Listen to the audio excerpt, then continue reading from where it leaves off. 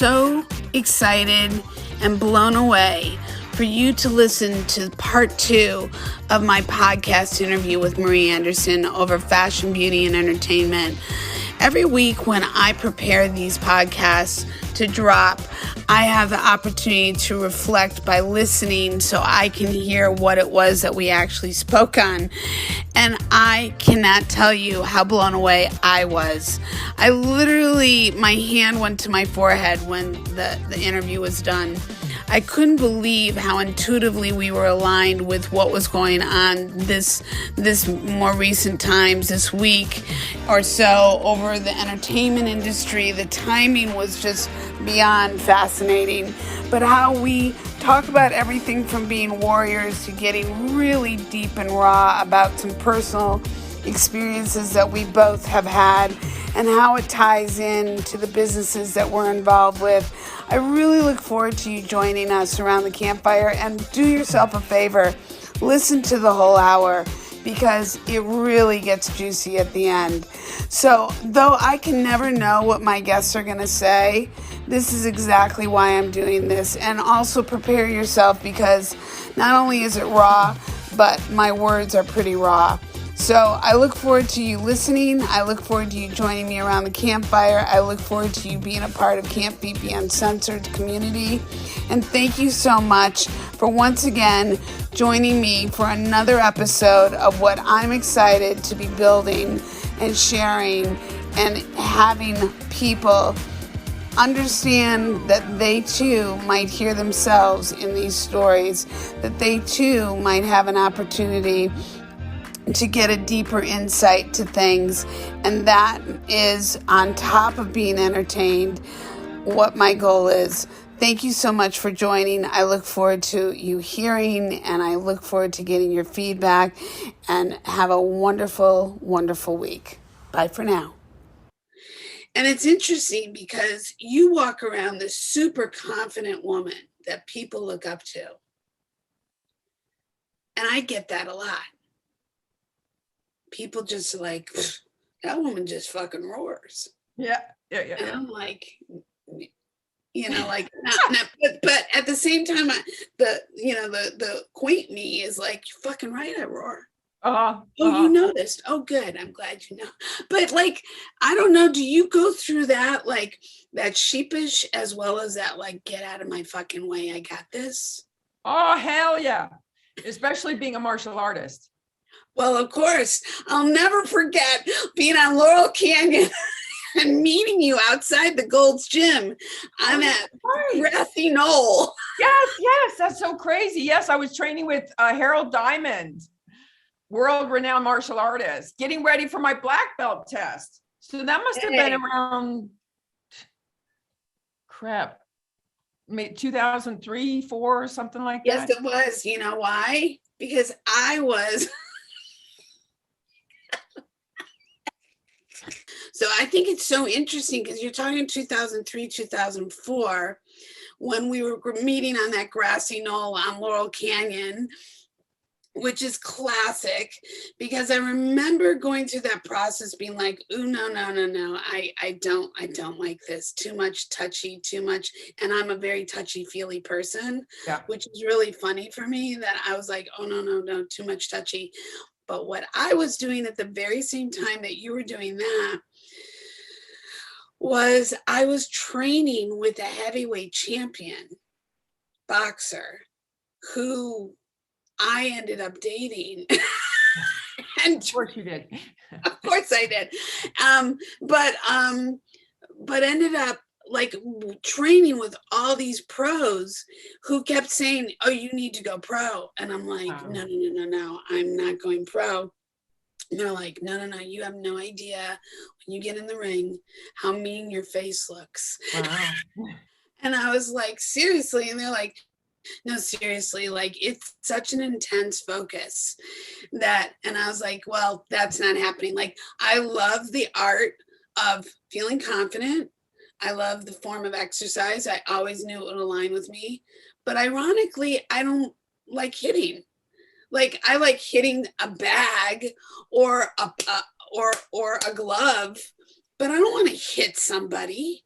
I don't want to be hit, which I think is ironic that we're in this like martial arts and boxing, but what we came from, which I think is probably, and I know on a certain psychological level and intuitive level, that it all freaking intertwines. Oh, I need to defend myself. I'm going to go learn how to defend myself. Oh, I just defended myself. Now I'm going to raise that bar. It's basically the story of like, you know, becoming your own warrior. Well, it's interesting. You should bring that up. That whole kind of psychic, like psyche, I should say, psyche. I did not know this about myself until I was 17. And my husband at that time had taken, he was in the middle of beating me again, and he took this frying pan, you know, those big black skillets that used to sit on the stove. Yeah. And he took one of those and slammed it against my head. And it was the most amazing transformation where I got this literal superpower. Yeah. And I leapt at him and I got my hands around his throat. Now, this was a martial arts football player, like this unbelievable athlete. And I was now strangling him. Yeah. And oddly enough, he wasn't really fighting back. Yeah. And I was watching the life leave his face and he was turning blue. And all of a sudden, to me, it was God's intervention. Mm-hmm. All of a sudden, I see like this ticker tape in my head, in my mind's eye. I see this ticker tape and it says, life has got to be better than this. Mm-hmm. And I let go of him. Mm-hmm. I know that when the time comes, there is a rage that can be rallied to the point where I was in, back to my training primarily is in Shidokan, which is a mixed martial art. And I was in Florence, Italy, and I think it was 2008, and I was rushing to a train. Yeah. And there were two, I'll call them gypsies because that's what they appear to. Two, a smaller male and a smaller female tried to mug me. Yeah. And I knew that they were coming up behind me, thankfully, because my training, I was paying attention. Yeah. And I whipped around. Yeah. And this voice came out of me like something from The Exorcist. Yeah. And I screamed at them as loud as I could with my warrior cry. Yeah. And I said, am I allowed to cuss bad? Can I say that? Yeah, Okay. please. So I yelled at them, and I won't do it now, but I yelled at them. Do it. I'll break the speakers. I yelled at them, not me, motherfuckers. I mean, and I was long and loud, and these two people literally jumped back and they ran. Yeah. And one went down, they got to the intersection, one went right, the other went left. But I stood there like, who is that? I mean, what? Yeah. So back to the thing about lioness and that ability to defend ourselves. It's like, I think most people, if they don't know that I train in martial arts, most people see me, from what I'm told, as this very sweet, super nice, almost too nice sometimes, kind of person. And it's like, that's a mistake. Don't misunderstand my indulgence of certain situations as a weakness. And I'm a pushover, because I'm not a pushover. I'm just paying attention and I'm taking notes until it's time where I really have to do something. Amen. So Yeah, so that whole martial arts training for me, and oddly enough, I started off as a boxer here in Chicago with Christopher, who was a pro boxer. And she's the one that brought me into Chicago Fitness Center and got me into boxing. But I found out very early on, I did not like my face being hit.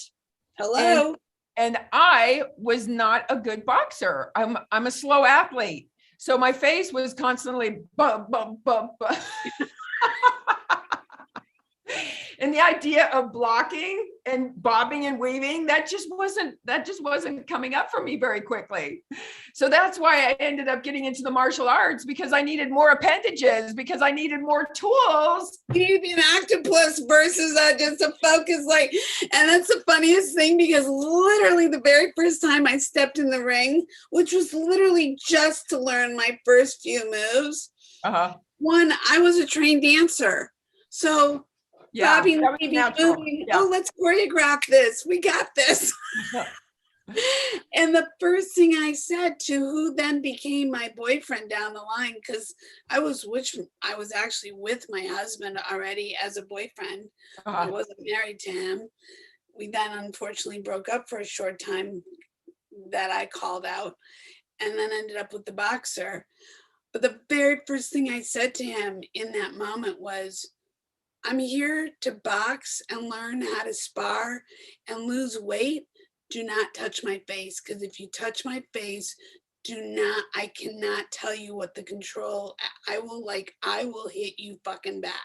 And I just knew it. And going back to that, who showed up, both in your situation with your marriage in that moment, and at the train station in Florence, things that it's funny, it's interesting, because I know I could have, like yourself, written screenplays, written books about surviving. I've often said I could go in front of Congress based upon the things that, in regards to being a believer or believing in the abuse and the abusing that's going on, the abuse that's going on behind closed doors that people do not seem to believe, and one of the things that,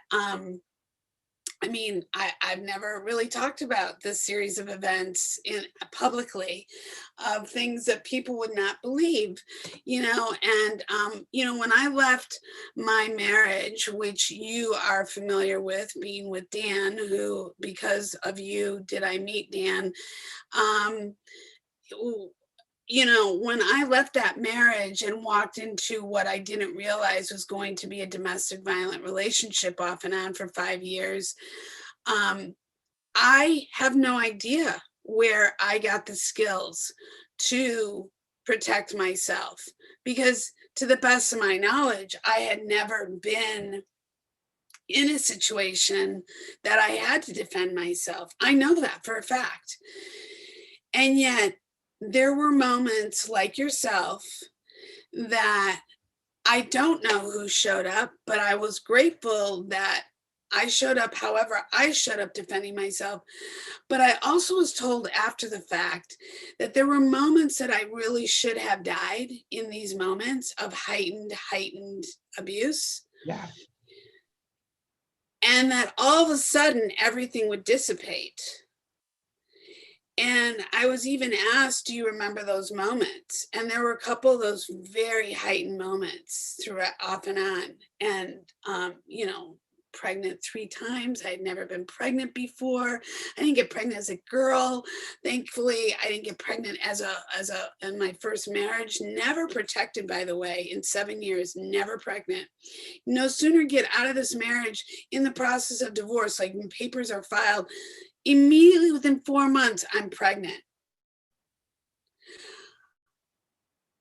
And the abuse starts up immediately. I mean, it is statistical. Like if you look at the paperwork of abusers, And I tell this to people all the time, if you go into formal training or formal therapy in that version of therapy, you will learn. Like, I remember sitting in an office, and I don't mean to be jumping all around, but this is how I talk.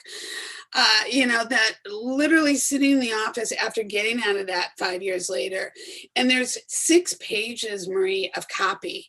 And out of those 6 pages, 90% plus of my life was described being with this human being. And I think growing up in a world of narcissism and selfish behavior and manipulation and snakes in the grass, and we never know when these things or these people are coming in our way, right? And I think for people like ourselves who are kind, who are sweet, who are light, who are what darkness wants, because they don't have it, they don't know how to get it. This is the only way they get it, and then they dim it, going back to dimming light. Yeah. From our original, like, opening this door conversation, do they then go, oh my God, there it is, I'm going to get that? And they think of it as, like you said, don't take me for a fool. Like, yes, we both ended up innocently in these environments. And I say innocently with grace, because I think sometimes it can feel so embarrassing.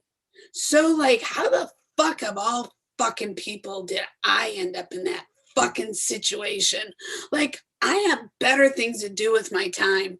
Don't you know I have got a world to conquer out here? How the fuck did I end up behind closed doors, being beaten in my head, being put in a dog bowl? Like, how did I end up in a closet thanks to some people who were in the foreign press, who were my next door neighbors, who saved me? So when he came looking for me down the hall, he couldn't find me, and they didn't reveal me. How is it that, by the grace of God, in a moment of heightened, just because anytime vodka got into that man's system, all bets were off. And because it was a silent alcohol form of, you can't smell it, you don't see it, you don't know how it happened, and all of a sudden Jekyll and Hyde shows up, and in the flip of a switch, you are now in defense mode, and you could have just been in a whole nother mindset, and now you're in a defense mode. Like, war just took off out of nowhere. The bombers just dropped the bomb out of nowhere, and you're like a cat landing and going, what the fuck? Okay, now I gotta go. And I'm in now defense mode, and what the fuck, and how did I get out of that?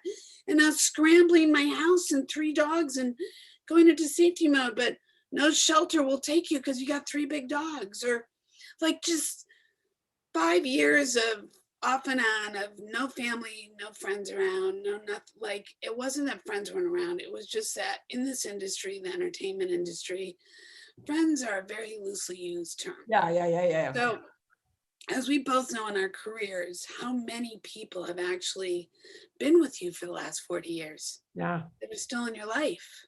Yeah, very few. I mean, I can say foundationally, I know people that are still in my life from the age of 5 years old. So I know I'm loyal and committed, but I also know that I've moved around a lot.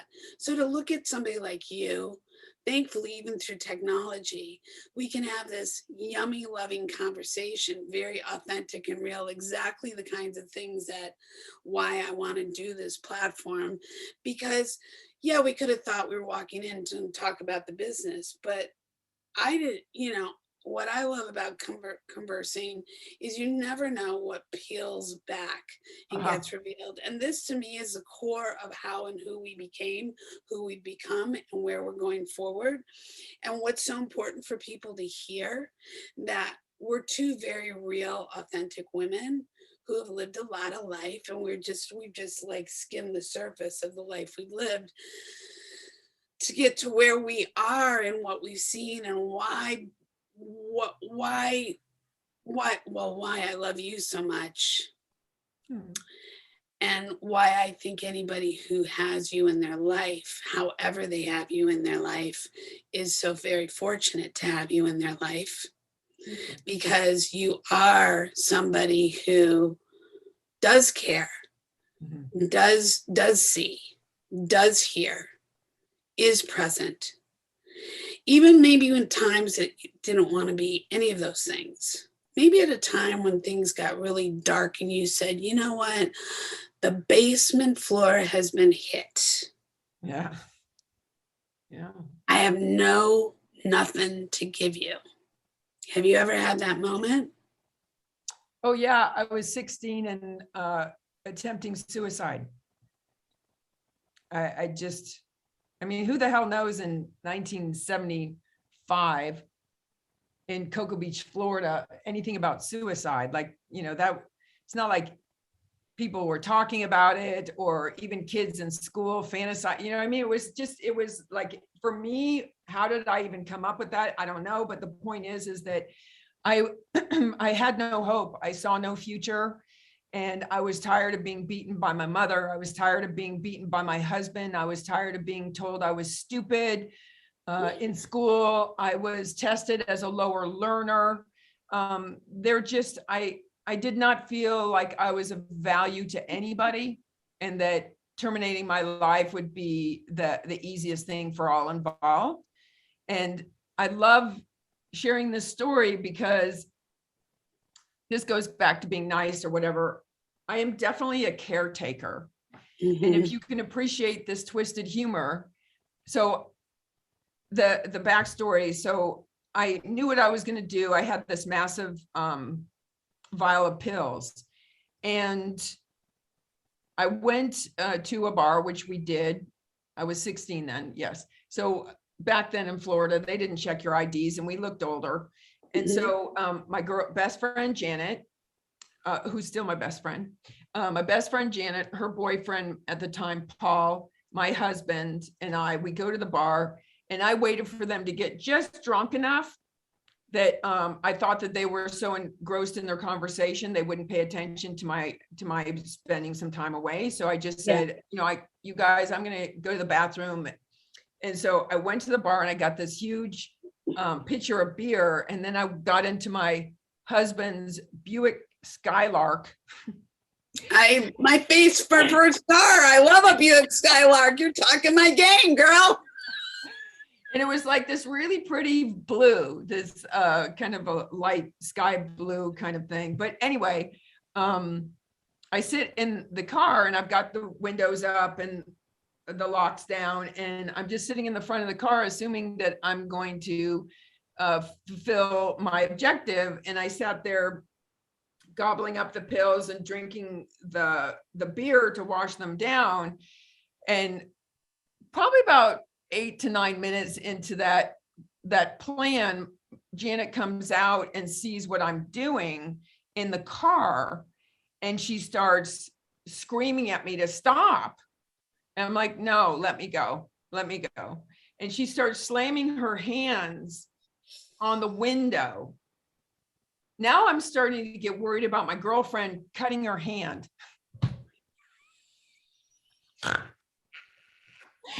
But I wasn't quite ready to let go. And so I just kept, and then she got my husband, and now he's banging his hands on the windows. And now I'm like, oh my God, the people I love the most in my life are going to hurt themselves. I better stop my suicide because I don't want them to hurt their hands. Oh my God, it's so good. It's so good. So yes, that's what happened when I was 16. I had hit the basement. That was the wall, whatever proverbial expression. I was done and I didn't want to live anymore. And I didn't think that anybody would care. Well, I think that obviously, well, thank God people cared, and people, good, bad, or otherwise, like you had your good friend and then your, not good influence, ironically showing up all the same time, which is kind of an interesting theory in and of itself. Like you no, stay so I can hurt you. No, stay because I love you. Right. Now get your ass out of the car so I can smack you around a little bit. You're a lot handier than the dog. Exactly. So after that situation, how soon after did you get out of your marriage? So let me see. That was around November of 1975. And then January of 1976, I would leave him and be homeless from January of 1976 till June of 1976. And then I would graduate, just barely, but I would graduate from high school and then move to Chicago. At 16 or 17? 17. And why Chicago? Well, the short version is I had two older brothers that were in Chicago, and they were very successful hairdressers in Lincoln Park. They had a salon called Brothers. Imagine two Warren Beattys, from Shampoo. Oh my God. Very tall, very handsome, very charming, very talented hairdressers. But the one of them, I'll keep his name out of it. One of them had come to my high school graduation and saw the deplorable situation I was living in. And he said, you can't live like this. Come to Chicago. I'll take care of you. You can move into my apartment. I live in this great area called Lincoln Park. And I'll take care of you. And so I was like, and I barely really knew him because he was 8 years older than me. But I was ready to take any opportunity, talking about desperate. And so he picks me up at the airport, and he said at the airport, you know how I told you I was going to take care of you? And I said, yeah. He goes, well, I have a new girlfriend and she doesn't want you around. So I've left you my studio apartment. You've got the month where you can get yourself a job and get yourself financially independent, but you can't move into me. And if you remember 2020 Lincoln Park West. Of course. Yeah. So he had this beautiful like skyrise apartment overlooking the city. And no, you can't come here. You're going to live in the studio behind the Park West. Where you open up the door and you open up the door and the bed, the door hits the bed. It's so small. So anyway, yeah, that was my introduction to Chicago. But that's why I came. It's really strange. God has a very interesting sense of humor. I learned in the world of recovery, if you ever want to hear God laugh, tell him your plans. Yeah. Well, absolutely. And again, like, many people in a moment like that, Marie, would be like, okay, I'm out. Like, clearly I'm not supposed to be doing this, but this is just, I think, another way of showing people that wasn't again, a close the door situation. So how did you take your inspiration from there, and what was your next move? Well, in the next like 24 hours, there was a knock at my apartment door, and I looked through the peephole, and there was my Vietnam veteran Shampoo looking brother. And I was like all excited. Oh my God, I hadn't seen him in like years and years and years. This being the other brother. The oldest one. Yeah. And I opened up the door all excited to see him. And he stood there and he said, I don't know what the fuck you're doing here. I took care of your sister, who is the sister between us. He said, I took care of your sister. Get the fuck out of Chicago. I want nothing to do with you. Okay. And both of these brothers were products of your parents? Yes. The same parents, right? Biological. Okay. So this made sense. Okay. Yes. Okay. And then, herein lies the irony. So I had started drinking when I was 10, and drugs, pot was at 13. And so when I got to Chicago, I learned about this stuff called speed. Yeah. And so I got addicted to speed, and I had passed out in my apartment. And that's when my older brother thought, maybe she needs a little intervention in her life to maybe guide her. So this was in the first month. Yeah. And so he referred me to this employment agency called People Incorporated on the corner of Division and State. And then the owner, Perry Orr, right? Literally my personal division. You crack me up, girl. I can't even take it. I can't take it.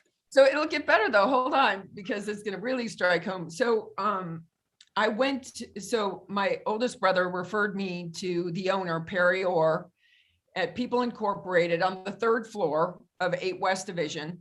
And I interviewed with Perry at his employment agency.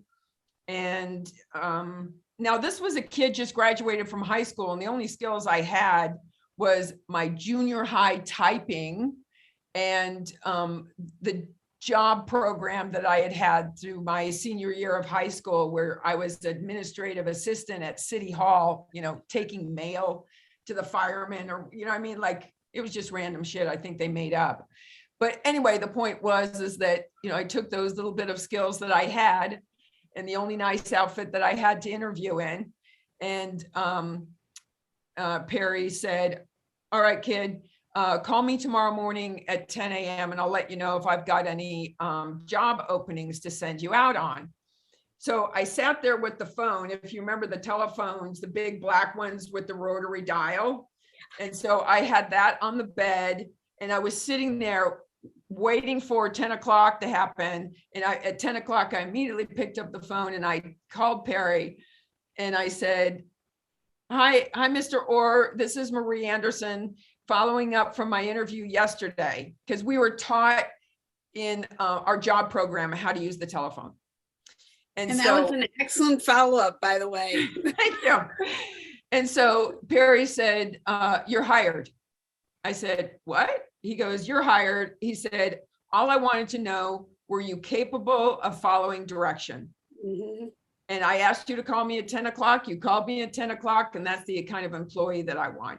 Mm-hmm. So I would eventually become his assistant receptionist. And again, I think it was something that was made up, because his receptionist was like, there were 13 people that were employment counselors, but it wasn't really, it was busy, but it didn't really need 2 receptionists. But soon after that, he would fire the receptionist, and then I would become the formal receptionist. And very soon after that, he would open up PS Chicago. Oh my God. So I would be working for Perry during the day at People Incorporated. And then at night, I'd go down to PS Chicago and be the worst waitress that any bar had ever seen, because I'm dyslexic and I couldn't count, $1.25 for this drink, $1.50 for that drink, kind of thing. But after 3 years of working for Perry, he came to me one day and he said, Marie, I've got a job opening for you, and I really want you to go interview with this fashion photographer. His name is Stan Malinowski. I'm like, fashion photographer? No way. I don't want to go work for a fashion photographer. He's going to rape me when I walk in the door. And Perry said, shut up, kid. You're going to do what I tell you to do. I know what's best for you. Just put on a nice outfit. And you learn from being in the employment agency, you always want the offer. Whether you want the job, at least you want the offer. So you get in there and you get the offer and make me proud. So within a few minutes of walking into Stan's studio, which was his apartment on Astor Street, oh my God. I was like, this is where I belong, God. Okay, thank you. I'm ready to start my new life. Unreal. So if Perry had not directed me to Stan Malinowski, oh, wait, let me tell you this quick story. Yeah. So it's super relevant. So after working for Perry, like being an administrative assistant was not very stimulating for me, and Perry knew that. But he had taken me from receptionist to office manager. Then I became his personal assistant in that 3-year time. But I was still feeling lost in life. I tried joining the Army. Of course you did. True story. You like structure. That sounds like a purpose. That sounds like a promising opportunity. So Right. Anyway, so I interview with the recruiter, and everything's good. He takes me out to lunch across the street. Can't remember the name of the restaurant that went out of business, but anyway, we're sitting at the lunch table. He takes out his briefcase, hands me the contract, hands me the pen. And he said, all right, Miss Anderson, all I need is that signature and you're going to be in the Army. I said, okay. And I'm putting pen to paper. And he said, but wait, I do have one question before you sign that. I'm like, yes, sir. He goes, have you ever experimented with drugs? And I said, oh, hell yeah. I was drinking as a 10-year-old. I was smoking pot as a 13-year-old. Since I've been to Chicago, I've been heavily involved in speed and cocaine. I've been taking some hallucinogenics that I really like. And he takes the pen out of my hand, puts it into his briefcase, takes the contract off the table, puts it in his briefcase. He's closing the briefcase. I said, what? What's the problem? He goes, we don't take drug addicts into the Army. I suggest you try joining the Navy. Oh, snap. Oh, wow. That's hysterical that you say that. I wanted to become a naval officer. Little did I know they took drug addicts versus the Army. That's classic. So talking about a God strike, God was clearly working there. He had other plans for me. Yeah, clearly. And I mean, when we use the word God, I mean, God for you might mean God, like figuratively. And for me, God is like, I definitely think it's the universe working for sure. And I remember as a kid always being like, being raised Jewish, it was like, I love the religion. I love in the sense that when I say I love the religion, let me be very clear. I don't feel like it, and I could be really talking out my ass right now. It just feels like for me, a beautiful way to practice. But I never could conceptually go, well, what is God? Like, how do you wrap your brain around that?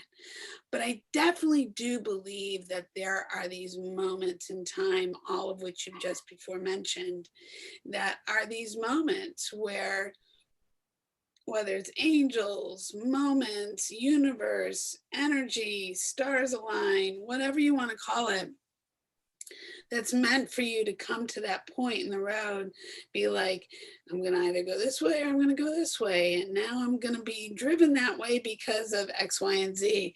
And there's definitely been that for you. And I'm curious because, again, it all goes back to, this philosophy and foundation of, is it timing? Is it meant to be? Is it philosophical? Is it who you're aligned with? Is it a combination of producing all that to become the baby that you become? Like, it all goes back to that. And I think it's interesting because you and I have both seen ourselves flower. I don't know, to the point where we're, have we finished? No. Ironically, speaking of Stan Malinowski, which is a perfect segue, having met him at 18, then having re-met him when you sent me there 6 years later, crazy enough. And Stan and I never working together. And he was like, it's not that I don't want to work with you, but I think that there's something else I'm supposed to be doing. And speaking of a moment in time, and I think I share this with you, but it's perfect for this conversation. So at the time, Stan, in this, I don't know if it was the Astor place or somewhere else, I felt very small, but he had this big ass Xerox machine. And I felt big, but that's just my own, mindset. And he's like, I feel like there's something I should be sharing with you. And he proceeds to take this image in a frame off the wall and take it out, put it in the Xerox machine, print it up, give me a copy, puts it back in the frame, hangs up and says, so what do you see? And I said, well, there's a bunch of numbers, names, and it looks like things people are aligned with. He said, yeah. So what's the youngest age? I said 9. He said, what's the oldest age? I said 101. And he says, and what is the average age on this piece of paper? And I looked at the paper and I said 57. He said, right. And who is the person who's got 57 in front of their name? I said, Ray Kroc. He says, right. And what did Ray Kroc do? And I said, he started McDonald's. and he said, right. So Felicia, I know here you are at 24. I met you at 18. Wow. You think you're already supposed to be where you're supposed to be? I'm here to tell you that you're going to have to get to that age or more to come into who you're here to be. Whoa. And I was like, really? Because I've lived a lot of life already. Are you sure? Are you sure, Mr. Malinowski? Come on, Stan. This is my second meeting with you. Really? I waited 6 years and I didn't even know I was supposed to have this meeting. And now you're going to philosophize on me, philosophize, whatever you're doing, however you make up that word. And so cut to, I carried that piece of paper with me for a very, very long time, to the point where now I speak on it. Yeah. And now I've gotten to this age. And I'm like, I really do feel like he was completely intuitively correct. I don't remember. I mean, I'm about to talk like he's not alive. He's very much alive, and we keep in touch all the time. I wish he was here. I do what? I wish he was on this call. Right? He's such a hoot. But what I was going to say is, I don't remember Stan being that deep or that philosophical. But maybe being an employee obviously was a different situation. But what I would like to bring up before we close, you button up your podcast here, what for me, and we haven't even gotten into this component, but I am a sexual assault survivor. And speaking of Stan, when I started working for Stan, I think one of the first projects that we worked on before I got really involved in the fashion aspect of his was he was shooting for Playboy and Penthouse. I think he was finishing up his Penthouse and transitioning to Playboy, something like that. I have a vague memory, but the point is that he was also involved with, it was either Louis or Oui magazine. It was a French gentleman's magazine. Mm-hmm. But what I find fascinating is, having been a sexual assault survivor before working for Stan, I really didn't understand, what had happened to me and the whole idea of survivor consequences and that kind of stuff.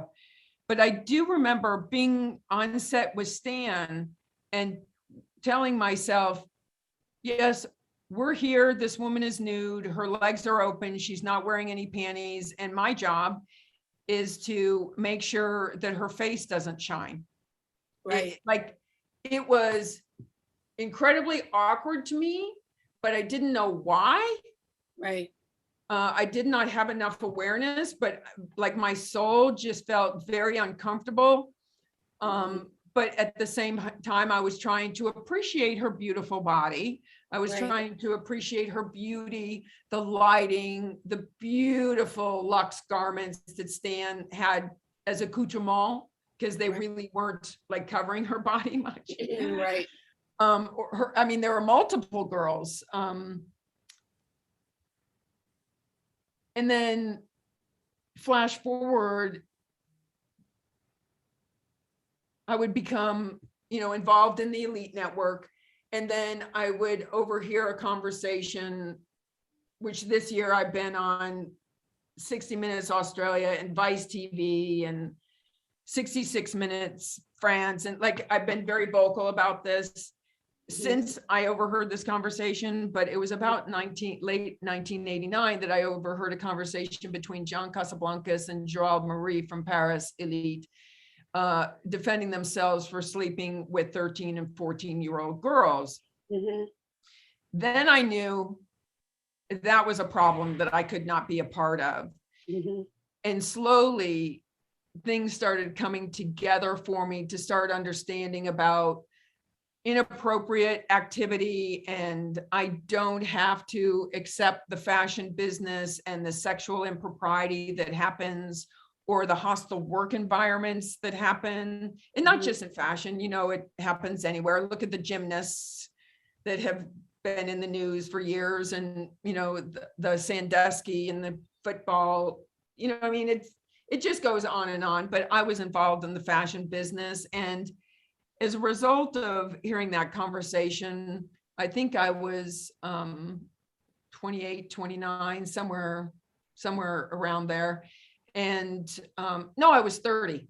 And after I heard that conversation, I quit my job at Elite because— And that was 1989? Yeah. See, I left in 92, and that was the things that I was trying to remember, because I didn't realize that you had already quit. Yeah, I left in 1990, and then I just quit the modeling business. I'm like, this is so gross. If this is what the modeling business is all about, I don't want any part of it. And so for 2 years, the agency business. So for 2 years, I had a little company called Model Futures, and it was right below People Incorporated on the second floor. I went right back to where I was comfortable at 8 West Division. But that little company, Model Futures, would become ARIA, Model and Talent Management. I opened up that in 1992 with Mary Boncher. But the conversation that I overheard with John and Gerald was, I know this is wrong. I don't know what to do about it. I was trying to talk to media at the time about the sexual impropriety in the fashion business, and nobody would listen. And, all these years have passed, decades have passed. There was only one person that was my advocate, and it was, or is, his name is Michael Gross. He's a journalist out of New York. He had written the book Model, The Ugly Business of Beautiful Women, where he was talking about how I had discovered Cindy Crawford and how I had overheard that conversation between John and Gerald. And he was the only person that would acknowledge that this is happening, this is wrong, it needs to change. Nobody would do anything, even with a journalist of his significance. I would find out later that his life was being threatened as a result of talking about these things. That fortunately never happened to me. But as these decades have passed, and I got clean and sober in 2004, and then I started to learn so much more with that, taking away the drugs, taking away the alcohol. I learned so much more about oppression and abuse and power and sexual exploitation. So it helped me better understand why I was uncomfortable working in Stan's studio with Playboy, centerfold girls or the centerfold tests. Because that was very what is called triggering. Correct. That did not feel right with my soul. Right. And so that has been, over the decades, that has been my objective, is to bring awareness and to be an agent of change, to try to create safe work environments for my models, for all creatives, not just models, in general. But since the Me Too, Harvey Weinstein, Crosby, Jeffrey Epstein, all of it. Yeah. Now finally we have Me Too fashion. Yeah. And so, back to, when you think about it, kind of like as a martial artist or as a samurai, walking many miles, as me being a warrior, walking all these miles, only to be now finally, as I said, with the TV shows, global television shows, now listening to my voice, sharing my story. Now it's like, oh, I kind of understand what my life has been about. Right, your purpose. Yeah, I've just been kind of like collecting Planting seeds. Planting seeds. Yeah, but it's kind of like I've been collecting these little life experiences, magical or not magical, but at the end of the day, it's like, okay, so my life does have a purpose, and it's a good thing that I did not die as a 16-year-old and I did not execute that suicide. Like when I think about the books that I've written that have been published worldwide, and the first one was Cindy Crawford on the cover, right? Like I've done some serious shit. Yeah. And so now it's like, okay, what's my last act? And that What was is what my- I was, and what do you think your last act is? I don't know. Well, that's good. You don't need to know, because obviously, but this is the beautiful thing about this conversation. Unlike a conversation where you'd be just in a documentary talking about the abuse and all the unfortunate the darkness of the fashion model business, right?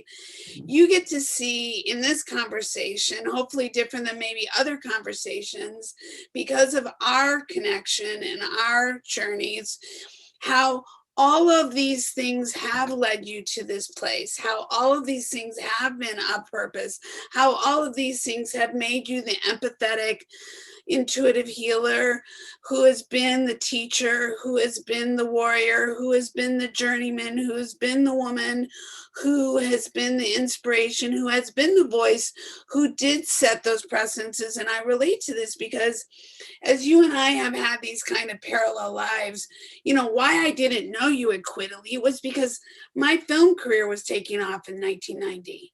And by 1992 was moving to Los Angeles. Yeah. And while I was rising up, and this isn't about me, this is to show you your parallel and what your purpose is. While I was rising up, I came to LA and went, what is in this water? What's with these people?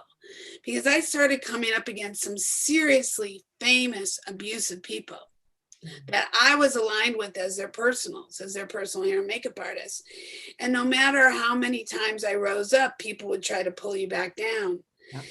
And then, of course, then I got involved with leaving my marriage and getting involved with, you know, domestic violence and all those things, and then winning awards and blah, blah, blah, blah, blah, and continuing. And here I am now, what, over 35 years in my industry, something like that crazy. And my point to it is when you ask yourself, you know, what is my purpose? What is my passion? What am I here to do? What am I here to accomplish? Am I doing it? Am I on the right path? A year ago, and I've been speaking on this abuse, and I've been speaking on these things, especially since I survived abuse back in the 90s, right, in the early 90s, mid 90s. I feel like, you know, people think I'm like 20 years younger than what I am. And I really believe, Marie, and I would feel this of you as well. I feel that it's like, and this is what I say, you know, come, you know, sit around the campfire, Camp Fifi Uncensored, you know, where the soul is young, where the spirit is young, the soul is wise, and, you know, the life stories are, you know, ever flowing. And my point to that is that here's a perfect example of us sitting down. We've never had this kind of actual trajectory and in-depth kind of reveal and pull back the curtain. And I know we could do like 10 more of these 2-hour segments and barely, you know, scrape the surface. But I think it's so interesting to have two women like ourselves who have had this connection for all these years, didn't even realize all of the stuff that even made us more connected, and yet again, paralleling out into the universe what we're doing. I've spoken on the abuse. I've spoken on the unfortunate circumstances in the entertainment industry that I wanted to come in as a director and a DP, not as a hair and makeup artist. But I knew that I was going to be the only woman when I was at Columbia, the only woman in film school in my class. I knew that that was not going to be easy. I knew when I got into fashion photography, I was already a trained photographer. I could have been doing what those men were doing, all those men I was working with. How many goddamn women photographers were in the industry? One, fucking one. I would do everything but point and shoot the goddamn camera. Yeah. And I was the one of 3 females on a film set at 28 years old, heading a department. Wow. and looking around going, why is this like an NFL locker room? And I was saying that back then in 1990. And thank God I got on with men well, but not to be sexualized. And trust me, people were trying to sexualize me. And you and I both know I wasn't the thinnest girl on the block. It didn't matter. I mean, ironically, you guys, I don't know if you even remember this. The very same day that you sent me to meet Dan, my ex-husband, we won't say any more names, you guys were asking me to come into your agency and talk about becoming a full-figure model. Yes.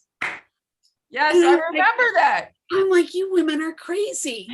You know how to, like, what are you talking about? Like, these women tower over me. I fucking should have just gone for it. But I still think it was crazy.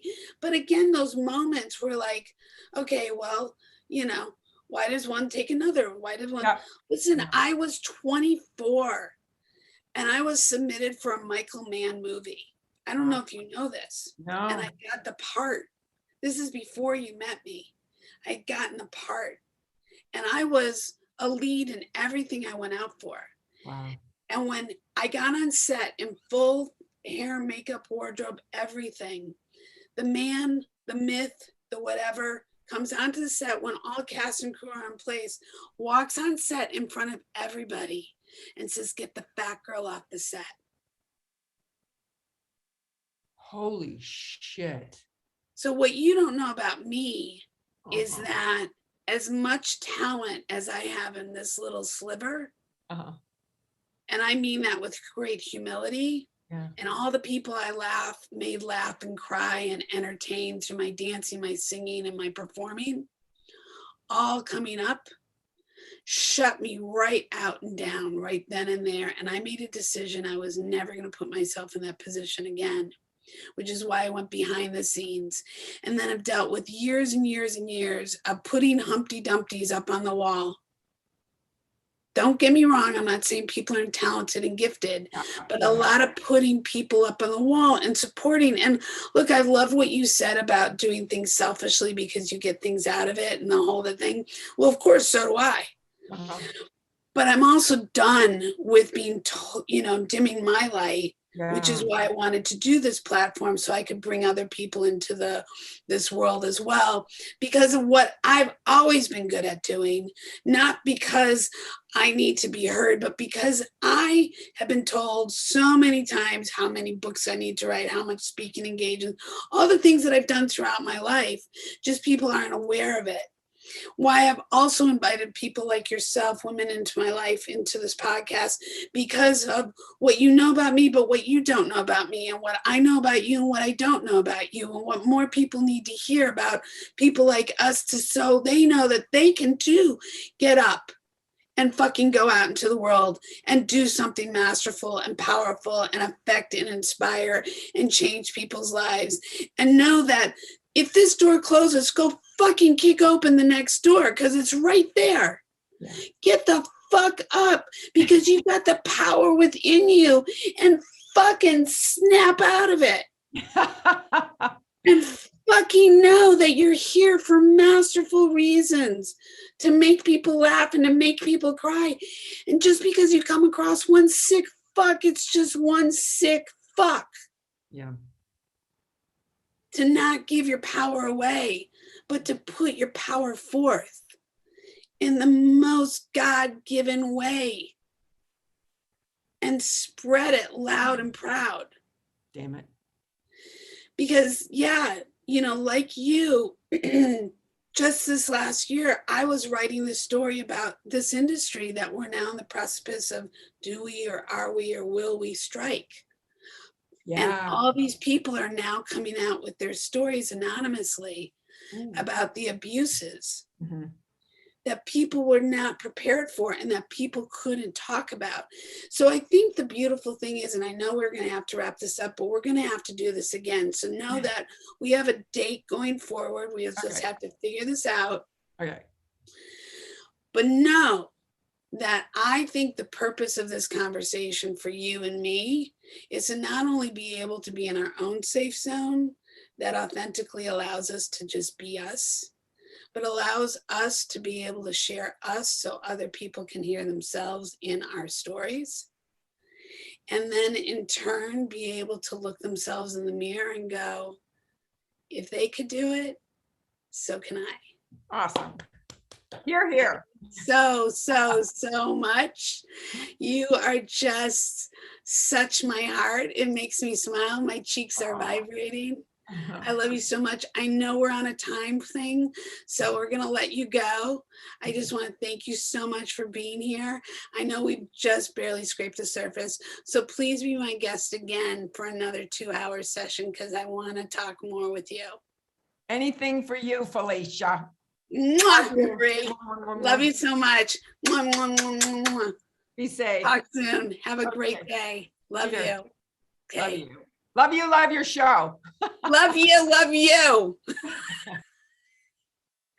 Oh my God, that was just the most amazing thing. Having this conversation with Marie, holy smokes, I can't even. That is just to me the beginning of what I feel like. I've got mascara running down my face and whoever cares. But I just think that that was such an incredible reflection and hopefully an inspiration to people out there, men and women, that no matter what comes in your way, no matter what feels like is a hurdle, that there is another side to that coin, and that it's just a willingness to make a decision to get out of your own way and to get up and be of purpose in your life. Love you so much. Thank you.